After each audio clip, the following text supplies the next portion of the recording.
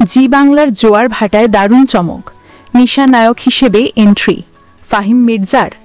নিশার প্রতিশোধের গল্পে এবার কি প্রেম আনবে নতুন মোড়? শ্রুতি ফাহিমের চোর পুলিশ কেমিস্ট্রি কি করবে বাজিমাত? ছোট পর্দার অত্যন্ত জনপ্রিয় অভিনেতা ফাহিম মির্জা এবার নায়কের চরিত্রে। ছোট পর্দায় বেশ কিছু ধারাবাহিকে তার অভিনয় ইতিমধ্যেই প্রশংসা পেয়েছে দর্শক মহলে। ইতিবাচক হোক কিংবা নেতিবাচক, ফাহিম সব রকমের চরিত্রেই সমান সাবলীল। জি বাংলায় মিঠাই ধারাবাহিকে তার অভিনয় একসময় বিপুল জনপ্রিয়তা এনে দিয়েছিল। কিছুদিন আগে মিত্রির বাড়িতে ও বর্তমানে ফুলকি ধারাবাহিকে অংশুমান সেনগুপ্ত চরিত্রে অভিনয় করছেন ফাহিম। এই ধারাবাহিকে ইতিবাচক চরিত্রেই দেখা যাচ্ছে তাকে।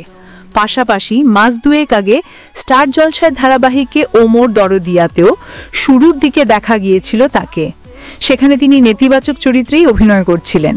নেতিবাচক চরিত্রে ফাহিমের অভিনয় একাধিকবার দর্শকেরা দেখেছেন এবং উপভোগ করেছেন। তবে এবার ইতিবাচক চরিত্রেই করছেন অভিনেতা। আর কয়েকদিনের মধ্যে ফুলকি ধারাবাহিকটি শেষ হচ্ছে, সেই সঙ্গে স্টার জলসার ধারাবাহিকেও তার চরিত্রটি শেষে। এবার তিনি সেই চেনা পুলিশ অফিসারের অবতারেই এন্ট্রি নিতে চলেছেন নতুন ধারাবাহিকে। কথা হচ্ছে জি বাংলার জনপ্রিয় ধারাবাহিক জোয়ার ভাটা নিয়ে। ধারাবাহিকটি দুই বোনের গল্প বলছে মূলত। সেখানে ছোট বোনের নায়ক থাকলেও দিদির কোনো নায়ককে এতদিন দেখা যায়নি। আর ধারাবাহিকের গল্প অনুযায়ী দিদির নিশা বাবার মৃত্যুর প্রতিশোধ নিয়ে বোন উজিকে ব্যবহার করে একের পর এক অপরাধ করেই যাচ্ছে, কিন্তু নিশাকে কেউ ধরতে পারছে না। মূলত এই চোর পুলিশের খেলায় এক হবে নিশা অর্থাৎ অভিনেত্রী শ্রুতি দাস এবং অভিনেতা ফাহিম মির্জার পথ। পর্দায় এই প্রথম তারা দুজনে জুটি বাঁধছেন।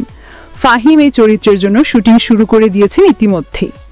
ধারাবাহিকে তার প্রথম প্রোমো প্রকাশ পেয়েছে, যেখানে অনেকেই তাকে অভিনন্দন জানিয়েছেন।